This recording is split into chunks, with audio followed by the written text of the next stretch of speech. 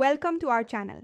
If you want to storage optimization on Instacart, simple way, follow these step-by-step instructions to ensure your settings are properly configured. Step 1. Open the application or website on your device.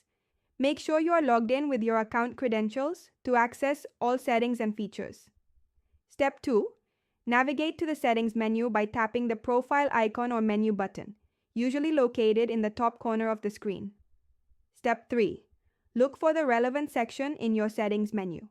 This may be under Privacy, Security, Preferences, or Account Settings depending on the platform. Step 4. Find the specific option you need to modify. Read any available descriptions to understand what each setting controls before making changes. Step 5. Toggle the setting on or off, or select your preferred option from the available choices. Some settings may require additional confirmation. Step 6. Save your changes if prompted.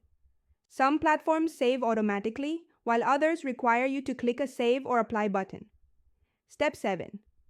Verify that your changes have taken effect by checking the setting status or testing the functionality you just modified.